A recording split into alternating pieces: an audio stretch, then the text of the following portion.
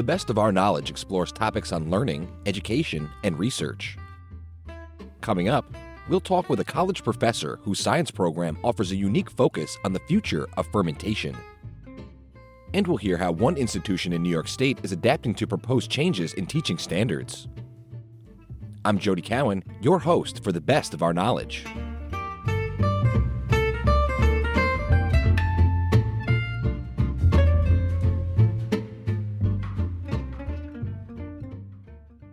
You're listening to the best of our knowledge. I'm Jody Cowan, filling in for Lucas Willard.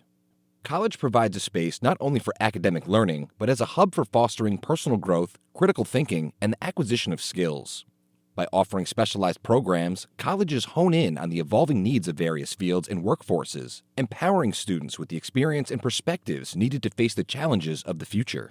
In this first of an ongoing series here on the Best of Our Knowledge, I'll be exploring some of the more unique college courses available to students today and hear from the professors that teach them.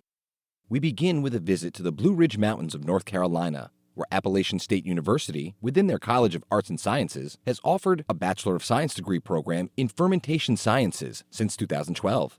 I spoke with Dr. Brett Taubman, Director of Fermentation Sciences, about the future of fermenting, who makes the ideal fermentation scientist, and what sets his unique program apart from others in the country.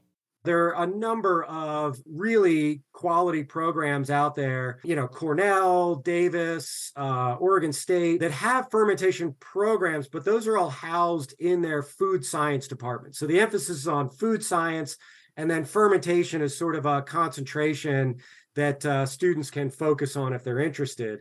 So we wanted to focus solely on fermentation sciences.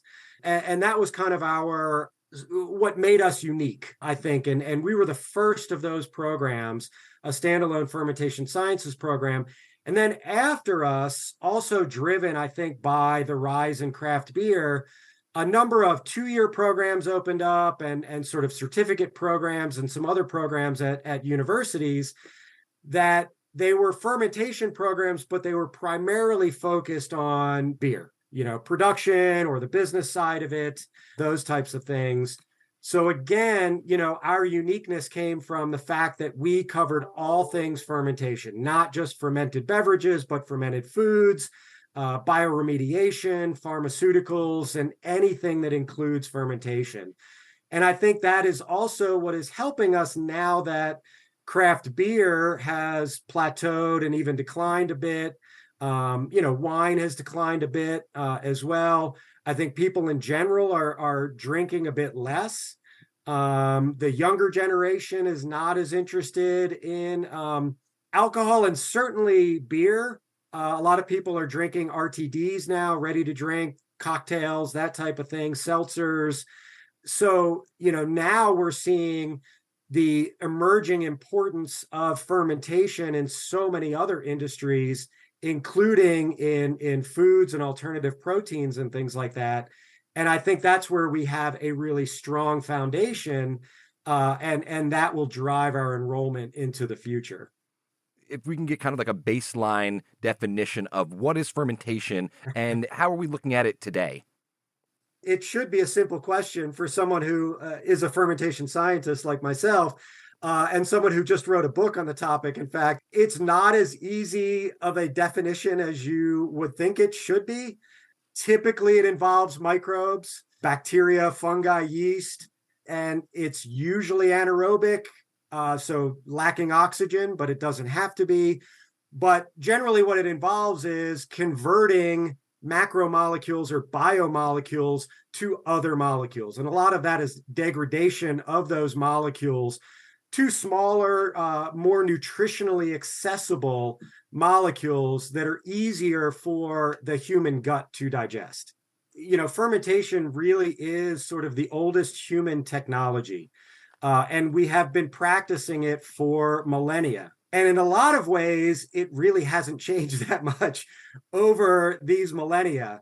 Our brewing practices, our food fermentations are really not that different. Where it largely differs is in the fact that, now we have automation, we have pumps, we have stainless steel.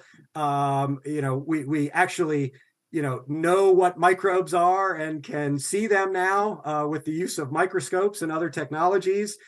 now we have a much better understanding of the process, and as a result can manipulate the process a lot more. We can also, hybridize or genetically modify organisms to do different things that they wouldn't naturally do. Things like biomass fermentation, precision fermentation. It's kind of using traditional techniques, but putting them into more modern practices. I mean, biomass fermentation, you're growing up large filamentous fungi, things like that, algae. You may be using the biomass itself or then extracting proteins or fats from that biomass to use in other applications. Precision fermentation, it's just fermentation, but we're using bioreactors now and certain microbes to grow particular compounds, particular molecules that can then be put into other foods. And that, I think, is an emerging technology that is going to play an increasingly important role in the coming decades. How does the course prepare students to jump into that field or be prepared for what the industry needs? So our curriculum, and even before we merged with chemistry, was there's a very strong foundation in chemistry as well as biology and math and statistics. So the first couple of years of a student's career in fermentation sciences is not very different than your average chemistry student. So you have to take your intro chem, fundamentals of organic chemistry, quantitative analysis. You have to take calculus, statistics, intro biology, cell biology, microbiology. And then after those first couple of years, you can start to specialize in the different fermentation courses. So we offer courses in brewing, of course, in wine production and analysis, viticulture, but we also offer courses in food fermentation, distillation. And so that allows students to kind of focus in different areas of fermentation that they may be interested in, or kind of dabble in all of them if they're not really sure what they want to do, and figure out, what sort of field they really enjoy in fermentation. And then in their senior year, every major at the university has to do a capstone course, which is a synthesis course that is supposed to synthesize the knowledge you've obtained over the last few years in that one course. And so we offer our students an either or. We offer them an option of either doing sensory analysis, which is a statistically based sensory science course, which is especially useful for students who may be interested in going into specifically sensory science or working in quality management or something like that. The other option, though, is doing an internship.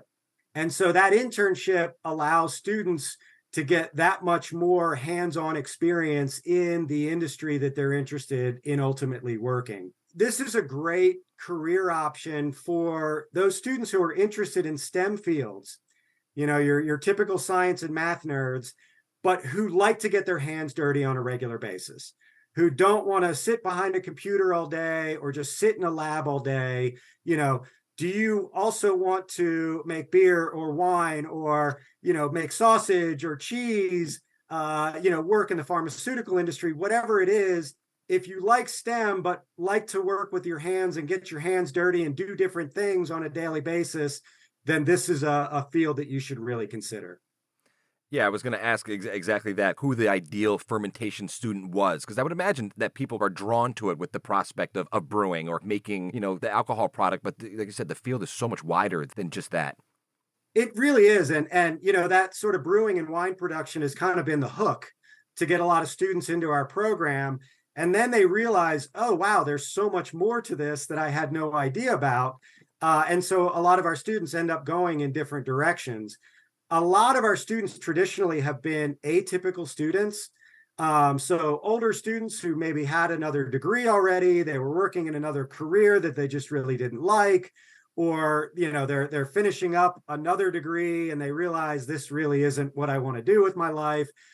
We've gotten a lot of military veterans and still continue to do so. As they're serving in the military and finishing out their careers, they're trying to think of what they want to do with the rest of their lives. And this, I think, is a really attractive option for them. The one area that we're really trying to increase enrollment is with the traditional student. So your traditional 17, 18-year-old coming out of high school, they just don't know about our program is the problem. They know, I may want to go into chemistry, or I may want to go into biology or physics or whatever it is, because those are very traditional fields that they learn about in high school.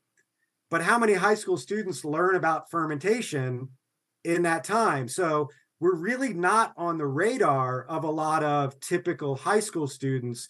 And that's what we're really trying to get out there and show these students, hey, this is an option for you as well. If you like chemistry and you like biology, but you're not necessarily interested in working in a lab and like to work with your hands more, consider fermentation. Most universities now are 60% women, 40% men. And chemistry, for example, is also 60% women, 40% men, roughly. Whereas we're flipped, or even, worse than that, like 30% women, I think we are right now, 70% men. We have seen an increase over the last couple of years, of a more diverse student body in our field, but we've got a long way to go. We've got 2 endowed scholarships. One is a diversity scholarship in fermentation, and another is a women in distilling scholarship. So trying to attract more women, more people of color into these industries that we just are not seeing right now. Outside of the food and beverage industry, who are some of the top employers looking for fermentation scientists? Yeah, I think pharmaceutical industries are a big one. There are a lot of fermentation applications in the pharmaceutical industries. Any type of analytical lab too, especially if it's associated with any of these types of fermentation industries. So food or beverage industries, any of the quality management type positions, things like bioremediation. So people who are familiar with microbes and fermentation processes to clean up the environment as well. So these are a lot of the fields that are hiring. And we see a lot of our students go into, craft beverage industries or food industries initially. And then after a few years, they may transition into, more pharmaceutical based industries and things like that. Larger scale industries where I think there's a more room for growth for a career. What are some of the highlights from the course this year, either that happened or to come, and what does the future of fermentation look like? So, yeah, I think one really fun course that we introduced this past fall was our fermented meats and cheeses course. We introduced it as a special topics course in the fall, waiting for its official approval from the university. So it should be approved as of this year and be offered as a regular course starting next year. But I worked with my friend Bert Sheffield, who is the research and development chef at White Labs in Asheville, at their restaurant there. And he worked in years high-end charcuterie. So he sourced a hog, brought that hog up from Asheville, so a 250-pound dressed hog.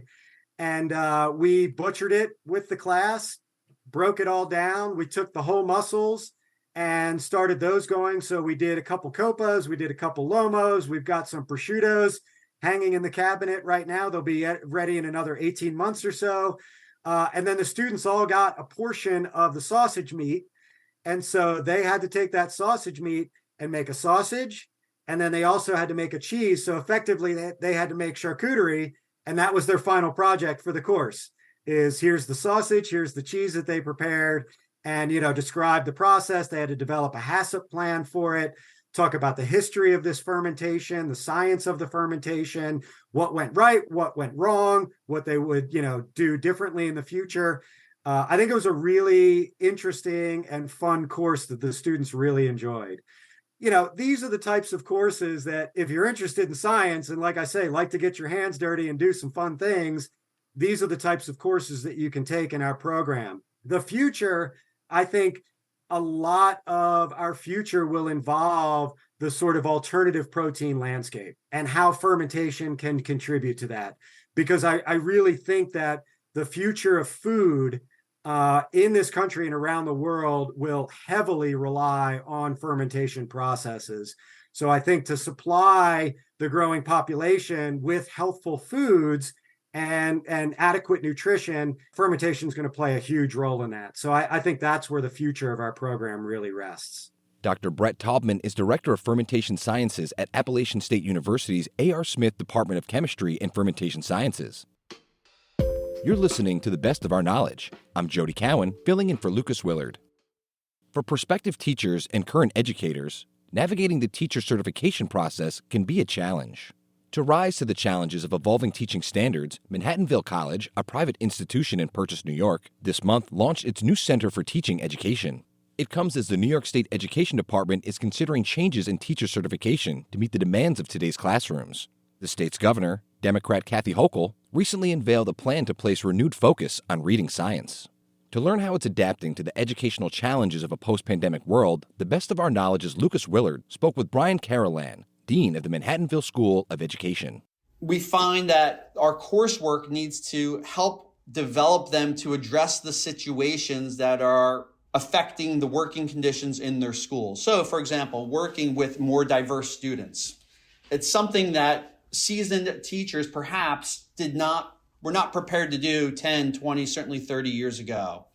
We now offer coursework and experiences that enable them to develop their ability to work with diverse learners, and by diverse on all different dimensions, mind you, including neurodiversity. So our curriculum and our co-curricular experiences are addressing the needs of our partner districts. So again, working with diverse learners, working with non-native English speakers.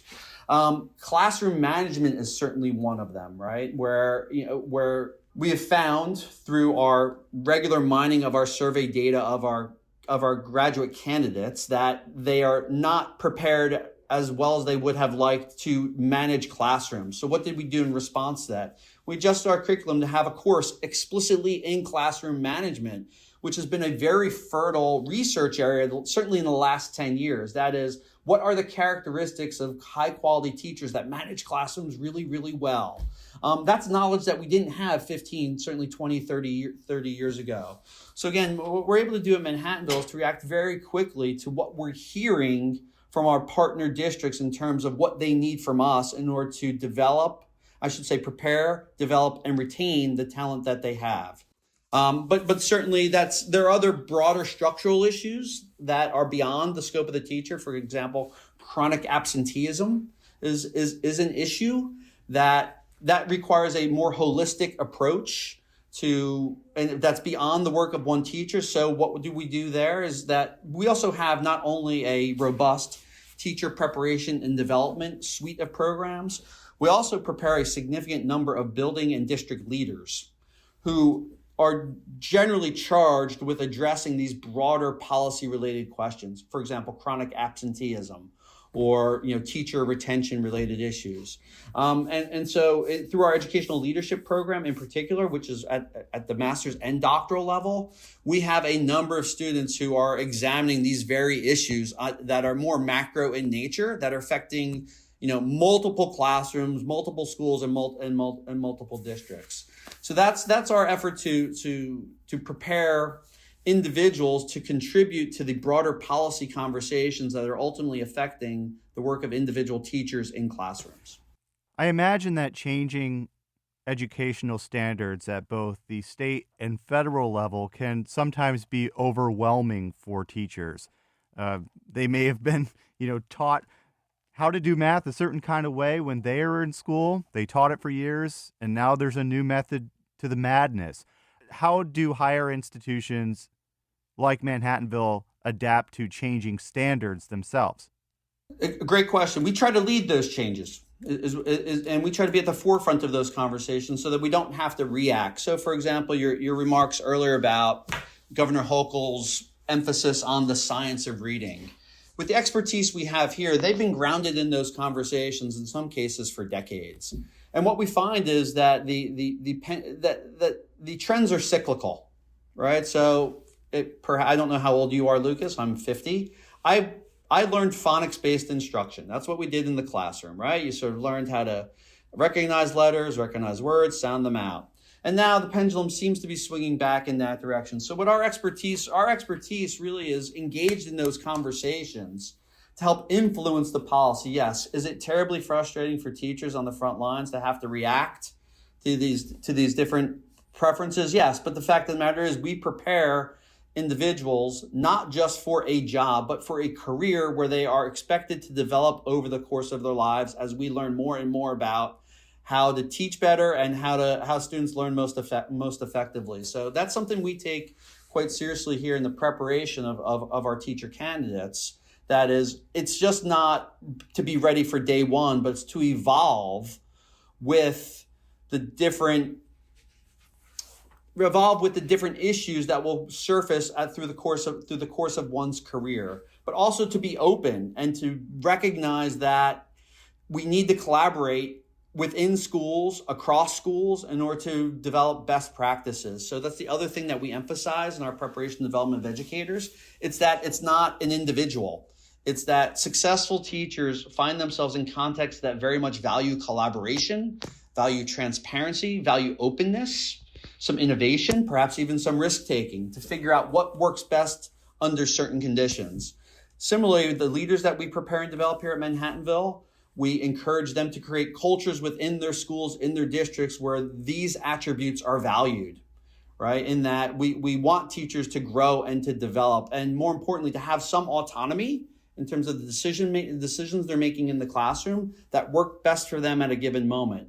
Most importantly, that is also a feature that is related to retention. It's giving teachers autonomy, having them feeling supported, feel collaboration, transparency, working with others. The moment teachers feel isolated, that is the moment where retention will become an issue. And so for us, we really try to, again, work with individuals, recognizing that even an 18-year-old who we just admitted to our teacher education sequence here at Manhattanville, we're not preparing them for a job when they're 22. We're preparing them for a job a career when they're 35, 45, 55. And what are the dispositions one needs to have in order to facilitate that development over time? So for us, it's again, having faculty that are engaged in these research conversations, but also a faculty that is developing in their students an appreciation for having to grow and develop over time as we learn more and more and more about what works best for children in certain circumstances. You've already said it in so many ways, but teaching is not an easy profession. And a lot of times teachers may feel undervalued or unappreciated. And so you're driving at my next question is, how does continuing learning for educators keep them in their jobs and keep them enthusiastic about teaching? No, that's a great question. So what we look to do at Manhattanville is provide curricular and co-curricular experiences that facilitate that development over time. So yes, it is incredibly important to have professionals in any profession continue to evolve as the profession learns more and more about how to serve its constituents.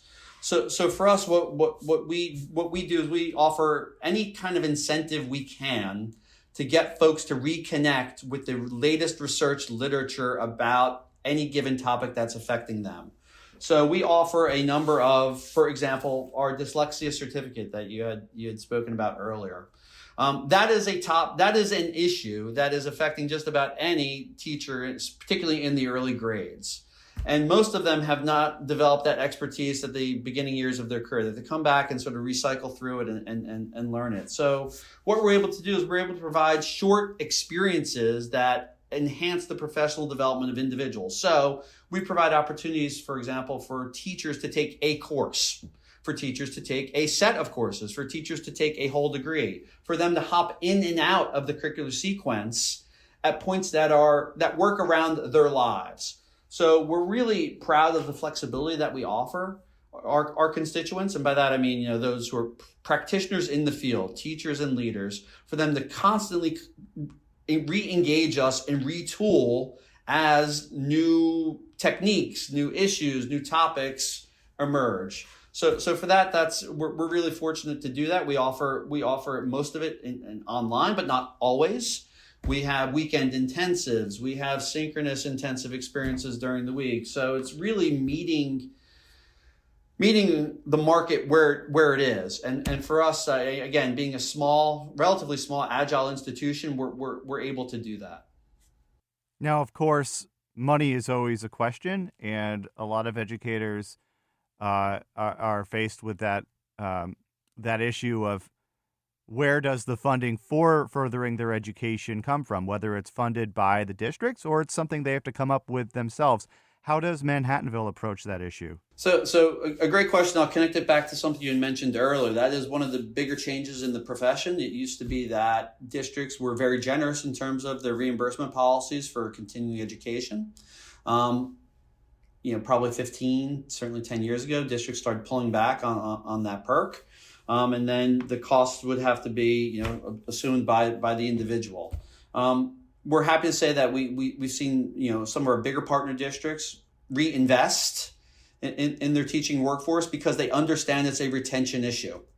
So again, it's a huge cost to districts when they lose teachers. So I'm appreciative of the fact that our partner districts seem to recognize that they need to provide developmental opportunities for teachers. So what we do is we work very closely with a number of BOCES. We work closely with the Rockland County Teacher Institute to provide any type of curricular experience to help further the development of teachers, being very mindful of cost. So what does that mean? It means that we will work very creatively with partners to create schemes where if we are able to serve X number of teachers, here's the price for that X number of teachers. So we can creatively package these curricular experiences to serve the broadest number of teachers, recognizing that while, yes, we are a school and it's important for us to generate revenue, we also recognize our mission is to help kids in schools and communities. And ultimately that requires us to prepare and develop teachers. And so that's the priority for us. And given that we are in a private institution that, again, is very agile, we're able to create creative arrangements with our partners to serve them. That said, we can always do better. And what I'm encouraged about is one of the potential regulatory changes coming from New York State Education Department is there will be a bigger role for districts in terms of developing their teachers and leading them to professional certification that will, in all likelihood, change the role of IHEs, institutions of higher education, in that process. It will force us to be more creative in terms of working with our partner districts. I'm excited by that. Brian Carolan is Dean of the Manhattanville School of Education. He spoke with the Best of Our Knowledge's Lucas Willard. This has been the Best of Our Knowledge, episode 1740. The Best of Our Knowledge is a national production of WAMC Northeast Public Radio. The latest on all National Productions programs is available via the Airwaves newsletter and our flagship station's website, WAMC.org. Until next time, I'm Jody Cowan, filling in for Lucas Willard.